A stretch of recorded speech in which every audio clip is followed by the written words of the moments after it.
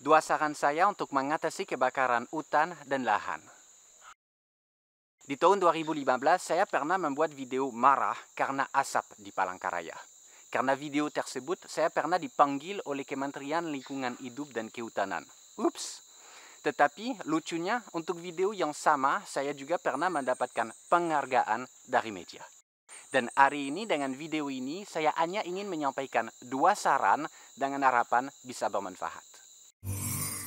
Tetapi saya juga menyadari bahwa walaupun saya sudah 20 tahun lebih berusaha menyelamatkan hutan di Kalimantan dan satuannya, walaupun sudah WNI sejak lama, walaupun saya sudah tinggal di Kalimantan Tengah sejak tahun 98, masih ada pasti orang yang akan berpikir, ngapain sih bule nih kasih saran, ngapain ikut campur, kalau nggak senang pulang aja ke Prancis. Kalau Anda merasa demikian, mungkin sudah saatnya untuk matikan video ini. Terima kasih kalau Anda masih menonton, berarti Anda ingin mendengarkan apa yang saya ingin sampaikan. Tapi sekarang kita bahas fakta.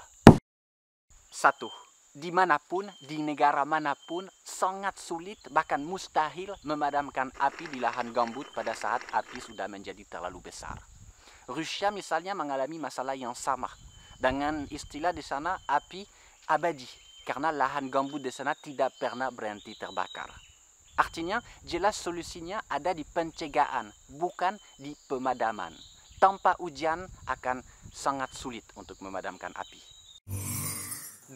Kenapa sejak 2015 tidak pernah ada kebakaran hebat? Sederhana, kebakaran hebat berhubungan dengan kemarau panjang. Kemarau panjang atau berkepanjangan punya koneksi dengan fenomena alam El Niño.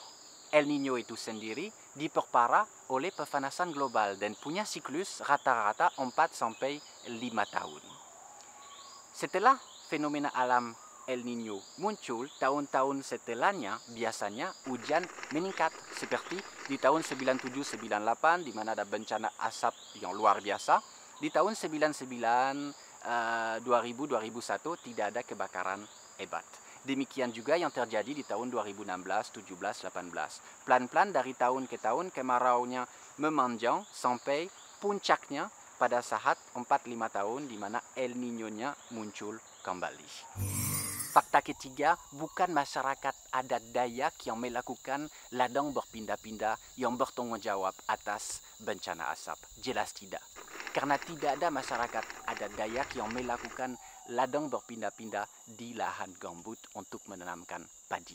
Karena padi itu sendiri tidak akan hidup maksimal di gambut. Saran saya, 1. Petakan wilayah gambut dan perlakukan di wilayah tersebut larangan api selama musim kemarau. Dengan tanggal-tanggal yang ditentukan setiap tahun oleh pemerintah. Ada tahun di mana larangan tersebut akan hanya sebentar. Dan ada tahunnya di mana larangannya akan jauh lebih panjang, yaitu di tahun-tahun di mana El Niño muncul. Larangan api artinya dilarang nyalain api. Apapun, membakar sampah pun tidak boleh. Itu yang dilakukan negara-negara yang punya resiko kebakaran tinggi seperti Prancis Selatan, Spanyol, Portugal, atau California. Mau karena ada hutan pinus di sana atau gambut, permasalahan tetap sama. Dilarang nyalain api di wilayah gambut selama musim kemarau. Saran saya yang kedua, sepanjang musim kemarau, dari pagi sampai malam, lakukan patroli udara menggunakan pesawat kecil. Jauh lebih hemat daripada helikopter besar yang dipakai untuk memadamkan api. Patroli udara untuk mendeteksi asap sekecil apapun yang akan dapat direspon oleh tim di darat.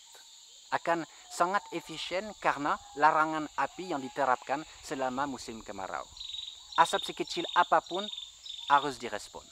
Tidak cukup merespon titik api atau hotspot yang dideteksi oleh satelit karena responnya terlalu lambat dan apinya terlanjur menjadi besar. Dua saran saya yaitu larangan api selama musim kemarau di wilayah gambut dan patroli udara setiap hari sepanjang musim kemarau dan sebelum pun kemarau menjadi parah untuk mendeteksi asap. Itu hanya sekedar saran, semoga bermanfaat. Terima kasih banyak dan salam atas sumpah, Asundaundai.